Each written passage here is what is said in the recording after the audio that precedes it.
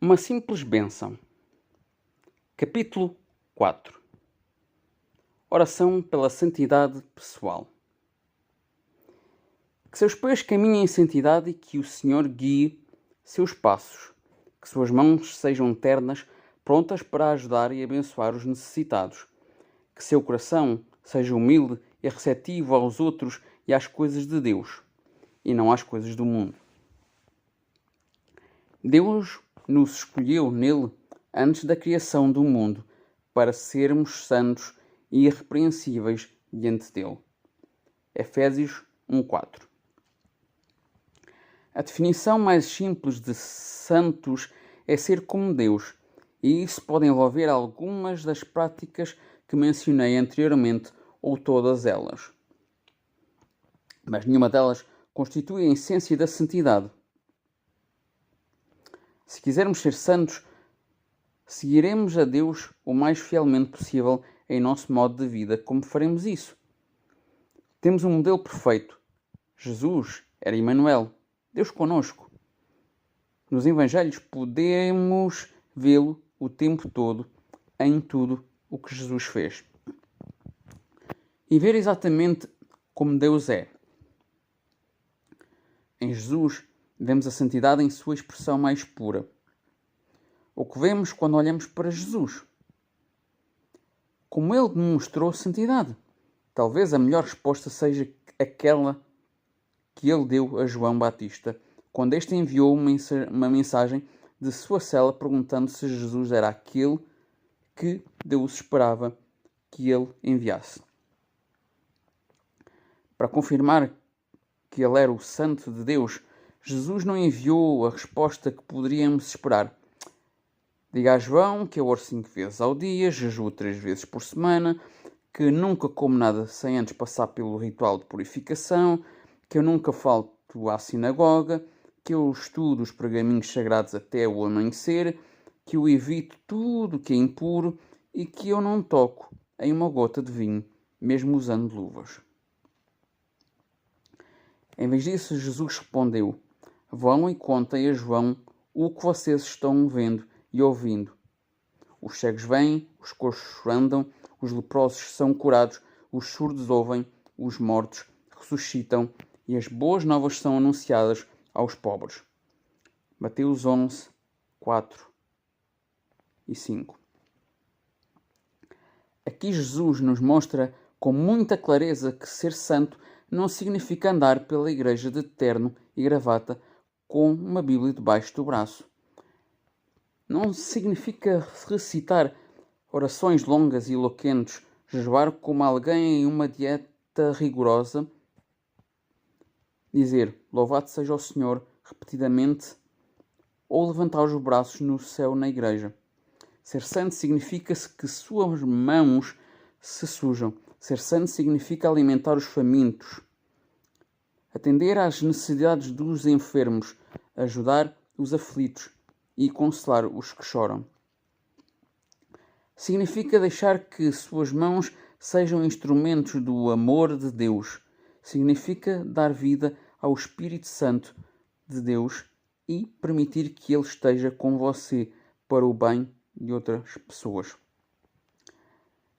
Madre Teresa é um dos melhores exemplos de santidade. Não se trata de ser santa, usar um hábito de freira impecavelmente engomado e viver uma vida de enclausurada de oração e meditação.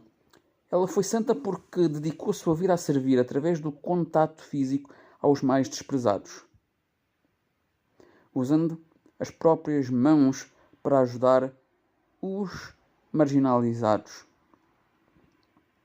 as pessoas mais repulsivas da terra, os leprosos que viviam na imundície dos piores lugares de Calcutá.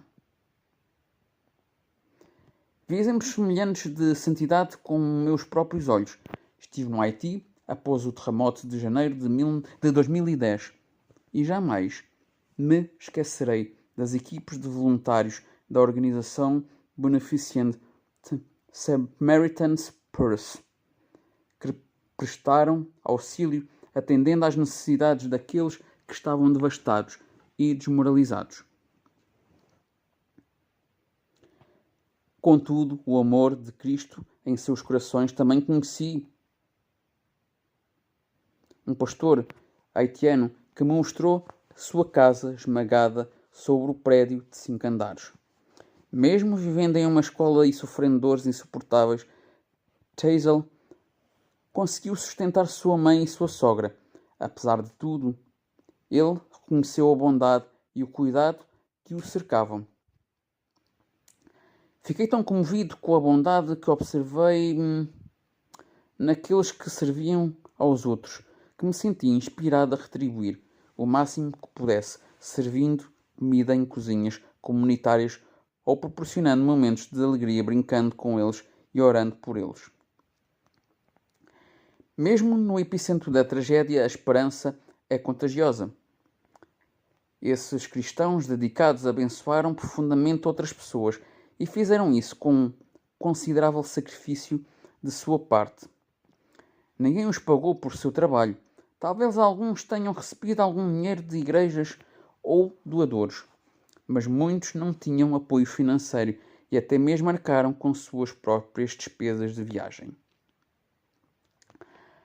Alguns perderam seus salários ou fecharam seus negócios para dedicar o seu tempo a abençoar os outros. E outros ainda sofreram ferimentos ou adoeceram enquanto serviam ao próximo. Tanto Jesus quanto Madre Teresa são conhecidos como grandes exemplos de santidade. Você conhece alguém que seja um exemplo desse tipo? O que faz essa pessoa se destacar das demais? Você poderia começar a imitá-la em sua caminhada cristã? Sejam santos e ajudem os outros. Ou será por acaso que em minha oração de bênção eu associo santidade a mãos que são como irmãs, prontas para ajudar e abençoar os necessitados? A Bíblia nos mostra em muitos lugares que Deus relaciona a santidade, que é ser como Ele, à maneira como cuidamos dos outros e atendemos às suas necessidades. A resposta de Cristo a João, citada nas páginas anteriores, é um exemplo disso. Há outro exemplo na carta de apóstolo João que diz: quem não ama seu irmão e quem vê não pode amar a Deus, a quem não vê. E este é o mandamento que Deus nos deu: quem ama a Deus, ame também seu irmão. 1 João 4, 20, 21. É muito significativo que quando Jesus falou aos seus discípulos sobre o juízo final, o critério que ele usou para separar os salvos dos perdidos foi se eles haviam alimentado os famintos, dado água aos sedentos, oferecido abrigo e roupa aos necessitados e cuidado dos pobres. Aos doentes e aos que precisavam de consolo, às autoridades. Mateus 25, 31 a 46. Aqueles que se dedicavam a servir aos outros, cumprindo essa tarefa de forma altruísta e sem qualquer interesse próprio, eram os santos, aqueles que mais se assemelhavam a Deus. Não estou tentando sobrecarregá-los com algum tipo de teologia baseada em obras. Se há algo que aprendi é que não há nada que possamos fazer para nos justificarmos na presença de um Deus santo. O apóstolo Paulo afirma isso claramente em sua carta à igreja em Éfeso. Pois é pela graça que vocês foram salvos, mediante a fé, e isso não vem de vocês, é dom de Deus, não por obras, para que ninguém se glorie. Efésios 2, 8, 9. Mas apesar disso, existe uma relação inegável entre fé e boas obras, porque uma leva à outra, uma fé vibrante